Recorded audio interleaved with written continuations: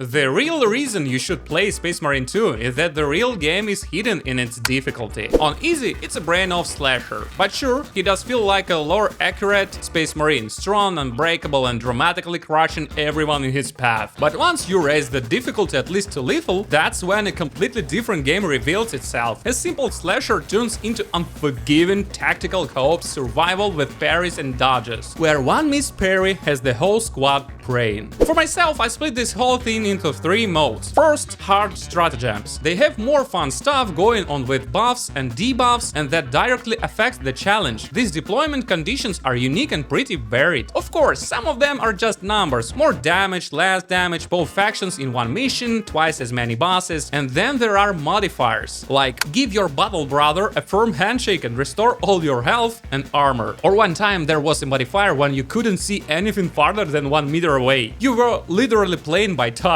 and of course that was the run where I picked snipers, so yeah, you understand the genius of my move. Stratagems let you farm a lot of special currency once a week to unlock relic weapons and cosmetics. And the second reason, at least from how it feels to me, is that this is the devs' way of getting revenge on players and throwing more and more trials at them. You can run the demo version of stratagems first, on normal, just to get familiar, so to speak. But there, it's basically a light walk in the fresh warp air. Operations are also needed for gear and currency, but on higher difficulties, they're brutal too, just without the rare currency. Which is harder, stratagems or regular operations? I still haven't fully figured out for myself. I think they're just a little more ordinary, but not any easier. And the third mode, my favorite one, is Siege mode. This is where I spend the most time. I'll be honest, I never made it past wave 15. Either I ran out of strength, or the squad was too weak, or players left early. Because a run was not quick. It couldn't take an hour, 2 hours, maybe even more. I didn't time it, obviously. Now they added a 10-minute limit per wave. What happens if the timer runs out? The enemies just get much stronger. And solo, there is absolutely nothing to do there. Although, to be honest, the first 10 waves got way easier thanks to turrets. They are slightly busted. But this is a brutal tower defense mode, and the devs keep improving it from patch to patch, adding new little tricks and new ways to defend. So yeah, basically it's the show your strength of spirit for the Emperor mode. But that's not the point. The main thing is all these modes is that challenge. Difficulty completely changes how you approach the game. You can no longer punish heresy and zenith with one hand while eating a little pastry with the other. You need awareness and absolute concentration, because if you get distracted for even 1 second, panic and even one single mob can take you down in a couple of attacks. The combat changes its genre. On easy, you just press attack and shoot. Here, parrying and time dodges are your best friends. Ammo management matters. Run out of ammo during the next wave, and that can become a huge problem. You constantly have to watch your armor level. You have to shoot priority targets properly, while also trying to survive inside the crowd that keeps pressing you. Your salvation is executions. They give you iframes. In some stratagems, they turn that feature off. Yeah, have fun with that. But even when you are executing an enemy, that does not mean you can exhale and relax. You have to use that time properly. Quickly look around, check your teammates, find an escape route, and figure out how you're going to survive. This becomes especially painful when the game throws bosses at you, sometimes 2 at once. And then all you have left is hope in yourself, hope in your brothers, and faith in the Emperor. Sadly,